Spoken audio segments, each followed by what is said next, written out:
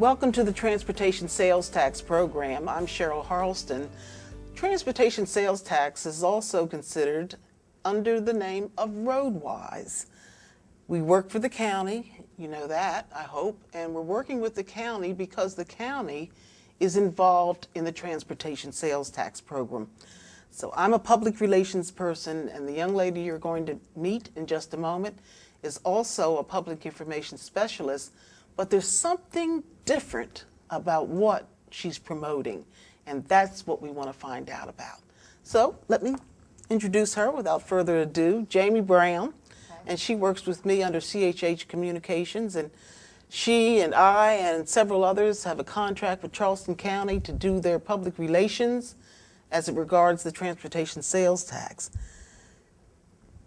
One has to understand that the government is involved in most everything. One of the reasons we're going to be talking about a program called the Traveling Trunk today is because the government has decided, and understandably so, that counties like Charleston County that builds roads and highways and bridges, if they get involved in getting enough land to build a project, and that land is historic, or if it's a part of the ecosystem, one must mitigate. And one way that Charleston County is mitigating for having gone just a little bit over the line into a plantation that is nearby, and that was part of the Palmetto Commerce Parkway project, by the way. And there's a beautiful place over there where enslaved people came to Charleston County, and what did they bring? Rice. Jamie, welcome. It's good having you with us today. Do you believe I went through all of that to make sure everybody understood that rice is important? Rice is very important. That was an amazing intro. Mitigation is also important. And we should say that we're a part of a project that was done by Charleston County government. And the government decided that, the federal government that is, under something called NEPA, they decided that we had to mitigate because we had gone just onto a portion of a place that long ago was a place where slaves had come, enslaved people had come, and they had planted rice. And rice is a staple now. Now this is kind of strange, but this is rice. Yes, ma'am. And what is your job exactly? What do you do to help promote this mitigation project that we have for transportation sales tax? Well, my title is Public Information Consultant, and as far as this Inland Rice Fields Traveling Trunk Program is concerned, Cheryl Harleston, which is you, pretty much dreamed up the idea, and you allowed me to come in and take it and run with it. So these trunks, I, with your help, put together, and with the help of Charleston County. Once we did that, though, you were able to get into the schools. Yes. And that's important because that means that young people are going to be educated on this whole idea of where rice came from. I'm tired of kids saying that chocolate milk comes from brown cows. So now they know where rice comes from. And we eat a lot of rice in South Carolina and in Charleston County. The traveling trunk goes where and to what grades? Right now, it originally started in Charleston County School District, and it's going to just third graders. And it's also expanded into Dorchester County, and we hope to get into Berkeley County. Yeah. We're working on that. What kind of feedback have you gotten from Charleston County schools as it regards the success of this program? I understand it's very successful. Yeah, there have been excellent reports, great feedback. The people who've had it are just very excited because it's hands-on, it's interactive.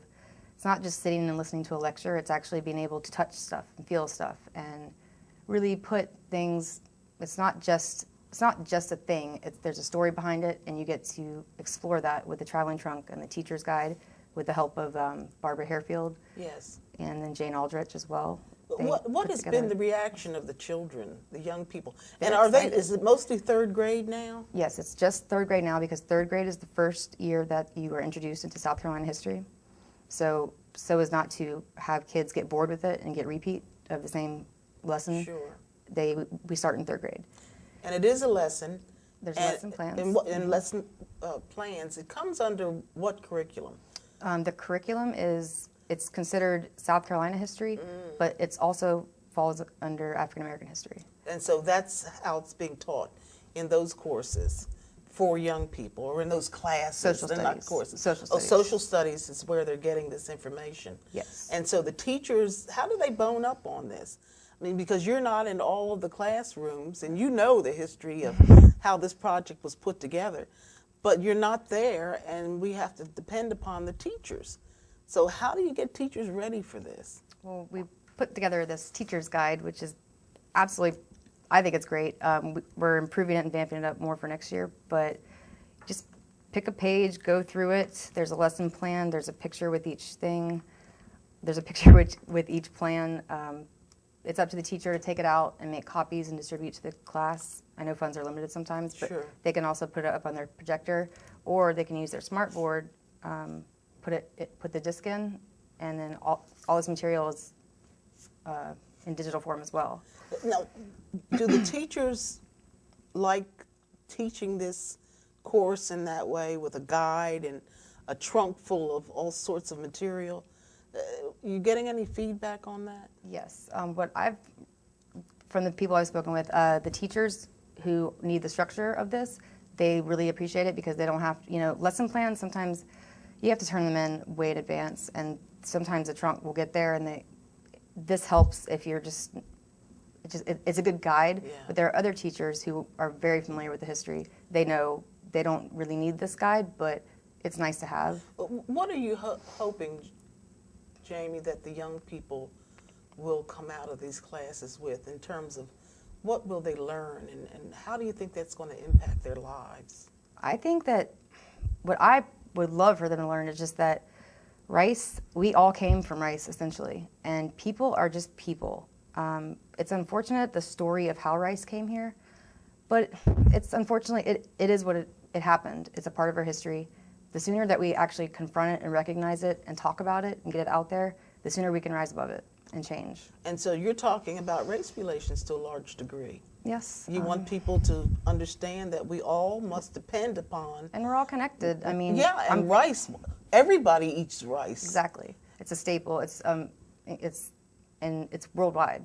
It's in cereal. It's in everything else. Yeah, you it's can in imagine. other countries. It's just it's a major part of life. When we come back, I want to ask you to tell us the story about Windsor Hill and what Windsor Hill means to this project. And then we want to go through the trunk and show you some of the material that's in there. And Charleston County is pretty proud of this project. They've been recognized on several occasions, and they consider this something very worthwhile. And if you're listening and is part of the school system, we're going to give you some information at the end of this program so that you too can get involved with your students. We'll be back in just a moment. Hey, Charleston County, let's recycle. Charleston County makes it easy. Recycling glass, aluminum cans, steel and aerosol cans, plastics 1 to 7. We recycle them all. And don't forget paper. If it tears, recycle it. Even cardboard. Recycle at work, at home, and at play. So whether you're using the 2 curbside bin system and separating, or the all-in-one roll cart system, keep recycling. Brought to you by Charleston County Environmental Management. Welcome back to our program. It's all about the Transportation Sales Tax Program, also known as RoadWise.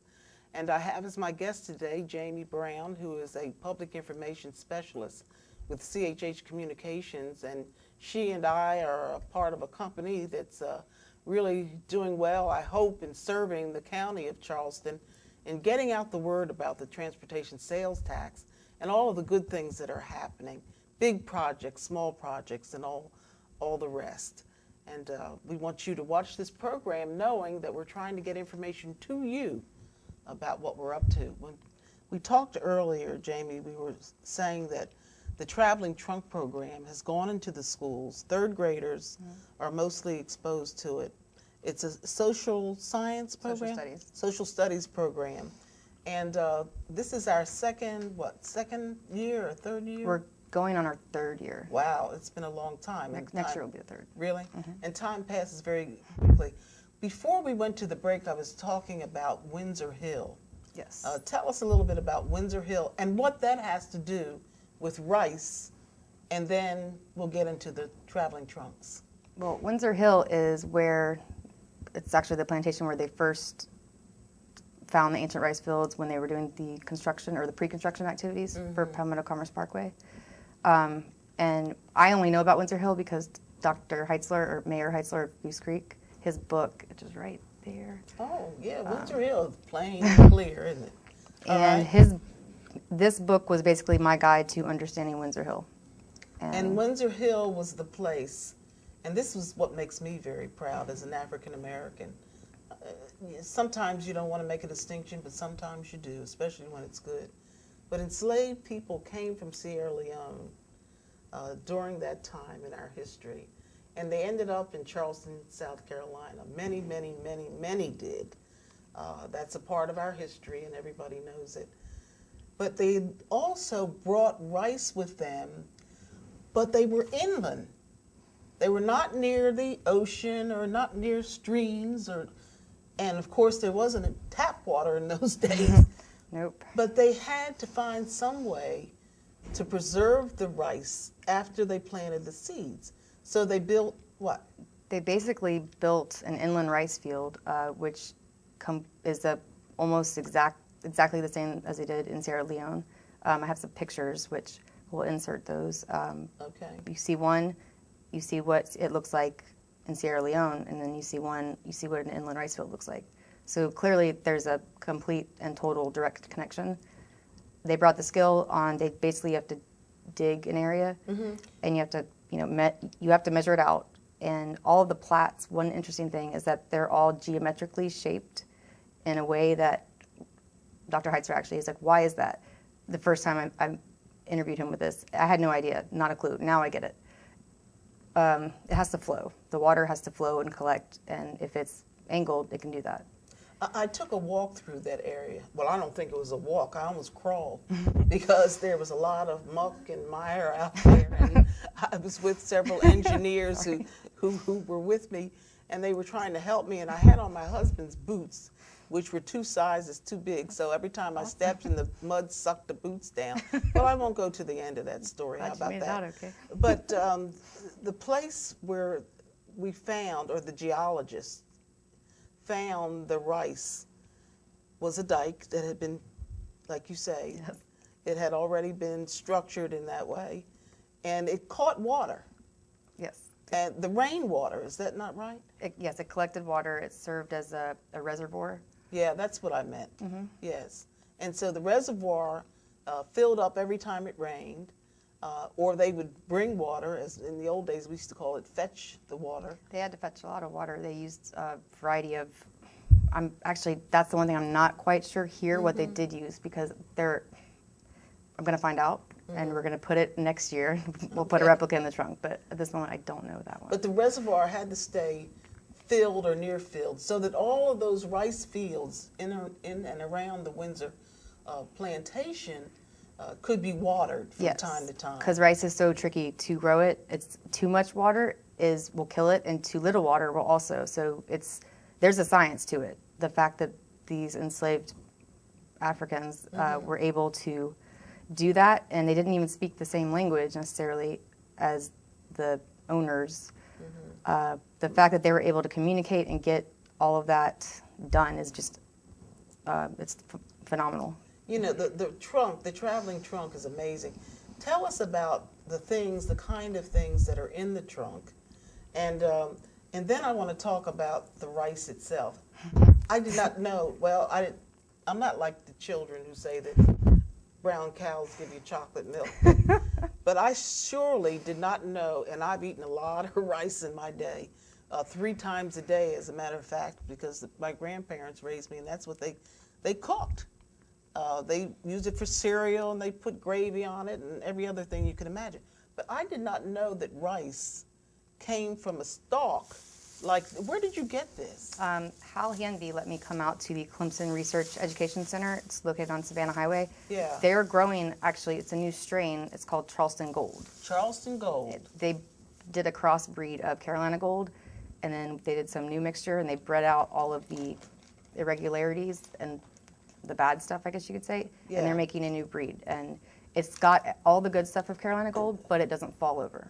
You know, if Jen can get a shot of this, my hands, this is the rice. Now this rice is brown. This is Carolina Gold right here. And this is Carolina Gold. And this rice is kind of creamy colored. Looks like But it looks like this rice, except that it's lost its color. And is that bleached out? Is that? I think I've heard that this kind of rice is with the rice. The bleached out. process is, and I kind of called it a whole of a task, because the rice hulls, basically you have to get this hard stuff off, and you do that by pounding the rice, and then you do that with the fanner baskets. You got to. Oh, with the fanner basket. Yeah, you okay, pound so it the and fanner fan it out. basket. Now, does it have holes in it? This is actually from Senegambia, and this is actually what it's true, it's what they use. The rice would be put in here, or these pieces, right? First they beat it with the mortar and pestle. All right, let's do that. And you got to Let's just beat this. take the chaff.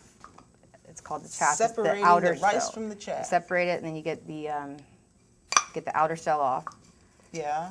So And am I it's doing it right? tasking. Well, this is a very small form. The actual mortar and pestles that they used, I'll insert a picture hopefully. Yeah. They were massive. They were huge. Are you serious? Yes, ma'am. This round This is just bowl? a replica. Okay, so this is what goes into the traveling trunk. Yes, for just the to show it children. on a small scale of how it is. But they had to basically take huge, massive sized. So the rice comes apart, comes away Pestles. from the stem that it's been growing on. How long does it take to grow this rice anyway? Did your good friend tell you that? I do know that. But it's and been a while. Does it take months? I in need years to and- refer to my notes. Well, that's on it. okay. That's it's, okay. It's Well- very time consuming. It's a year-round affair, because when you're not growing the rice, you're preparing the land. Right. And so the slaves were getting all, well, they planted it first, watered it, and then they had to separate. And they had to pick it, and then separate it, and then pound it, and then it's called fanning it again. Yeah. And then they And would, well, this is the wrong kind, but you would fan it in this yeah, like, this basket, right? just to get the mess, Separating it's it. called cleaning it, I guess. Oh, Because okay. this is considered, it's called rough rice, but because the shell's on it. Yeah. So you do all that, you get the shell off, and then you pack it up in those big, huge barrels, and then they transport it to what is now Charleston Battery area, Yes. and then it gets shipped off. Well, now, okay, and there are more things in this traveling trunk that we want you to see. We want you to know that your children and grandchildren are being exposed to a precious part of Charleston County's history. And it's all because of road building, transportation sales tax program, road building, and mitigating with an educational program that teaches young people where something that they eat every day comes from. We'll be back in just a moment, and we'll look at more in the traveling trunk. Hey, Charleston County, let's recycle. Charleston County makes it easy. Recycling glass, aluminum cans, steel and aerosol cans, plastics 1 to 7. We recycle them all. And don't forget paper. If it tears, recycle it. Even cardboard. Recycle at work, at home, and at play. So whether you're using the 2 curbside bin system and separating, or the all-in-one roll cart system, keep recycling. Brought to you by Charleston County Environmental Management. Again, welcome back to our program. I'm talking with Jamie Brown, and she works with CHH Communications, and so do I. And we're responsible for public information, and one of the things that we do is to do programs on the transportation sales tax program, and that's what we're doing right now. We're showing you that not only are we building roads in Charleston County with the transportation sales tax, but we're also educating the public, especially children. Now, we're talking about a traveling trunk. This is literally a trunk, Yes. and it's filled with all kinds of goodies Yes. and instructions for the teachers. And one of the things that's in there, I think we already talked about this. Yes, we did. Mortar and pestle. Okay.